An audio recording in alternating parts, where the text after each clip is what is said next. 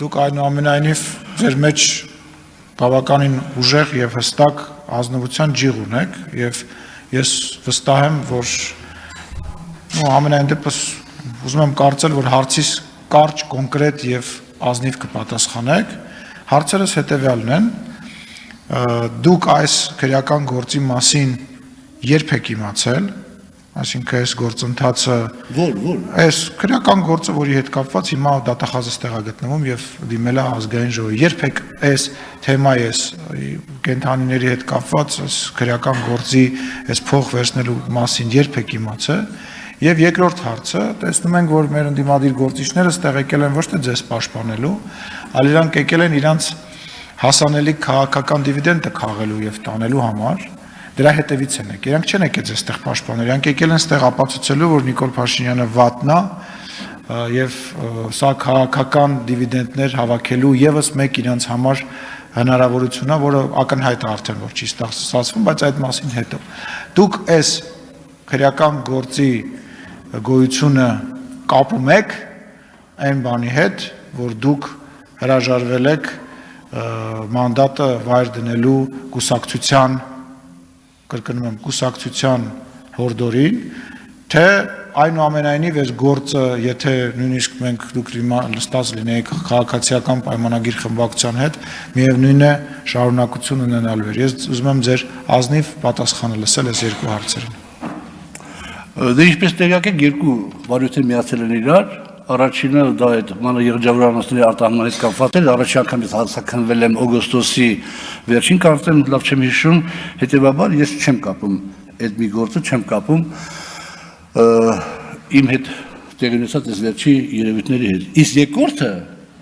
երկրորդը միանշանակորեն կապում եմ այդ հանգամանքի հետ, որ ես մերժել եմ վարչապետի հորդորը խնդրանքը մանդատից հրաժարվելու եւ այստեղ արդեն ես կասկած չունեմ, նորից եմ ասում, փաստական տվյալները, Արամ Մանուկյանի հետ իմ շփումները, Գչյանի հետ իմ շփումները, այն հանգամանքը, որ ես մի տարի առաջ անհանգստություն եմ ունեցել եւ դիմել եմ իրավապահ մարմիններին եւ տիկին դատախազ ասում հատուկ դիմել եք, բան են արել, վարույթ չեն ընդունել, դուք չեք բողոքել։ Ես դիմել եմ ԱԱԾ-ին ինձ ասել է, որ պարոն Աղազարյան, խնդրահարույց մարդ է, դիմեք ոստիկանություն, որ հետո հարցեր չլինեն։ Ես դիմել եմ ոստիկանություն ուղղակի քննչական կոմիտե, քննչական կոմիտեն վարույթ չի ընդունել։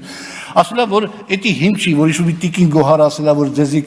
բանը կաշառքատվել Հայկի միջոցով եւ այլ, եւ մենք վարույթ ընդունենք, այդ հիմնավորումն է, ես ինչ բողոքարկեմ, ես ինչ բողոքարկելու բան ունեմ։ Ես ասացի, որ պարոն, ես ասացի, որ առաջին դեպքում, այո, ես չեմ համարում, որ կապ ունի, իսկ երկրորդ դրվագը, այո, ես գտնում եմ, որ կապ ունի իմ նկատմամբ քաղաքական ճնշումների հետ։ $23,000 ենթադրյալ կաշառքի։ Ես հարցը կրկնեմ, պարոն Աղազարյան, հարցը հետևյալն է, երբ եք իմացել այս գործի գոյության մասին, եւ երկրորդը, դուք գտնում եք արդյոք, որ անկախ նրանից, թե ձեր քաղաքական դիրքորոշումը որը կլիներ, հաշվի առնելով նախկինում տեղի ունեցած փորձը, հաշվի առնելով բազմաթիվ քաղաքացիական պայմանագիր կուսակցության կողմից թե նշանակված պաշտոնյաների, թե կուսակցականների հետ կապված քրեական գործերը, որոնք որ իրականացվել են, անկախ նրանից, թե դրանք ում թիմի անդամ են եղել, ում կողմից են մոտ եղել, ում են բարեկամ եղել, եւ ով ինչ հնարավորություններ ա ունեցել, դուք որպես մարդ, որը որ կուսակցության վարչության անդամ եք եղել, կուսակցության ցուցակում եք արդեն երրորդ անգամ է, դուք համարում եք, որ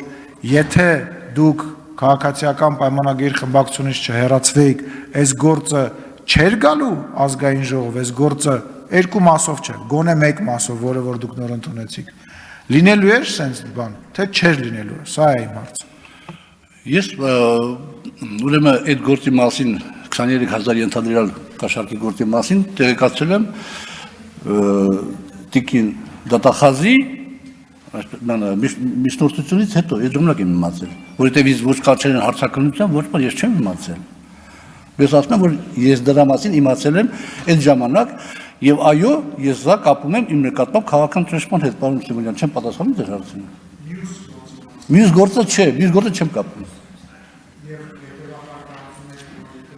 Եթե դուք լինեիք ԿՊ-ի անդամ, այո, եթե չհրասվեի կուսակցությունից եւ այդ հետապնդումը չէր, այս շարունակություն չէր ունեն, այո, շնորհակալություն պարոն Ռուբինյան։ Ես չեմ կապել, բայց հետագա ընթացքը բնականաբար արդեն կապվում է, ինչի մասն է խոսքը։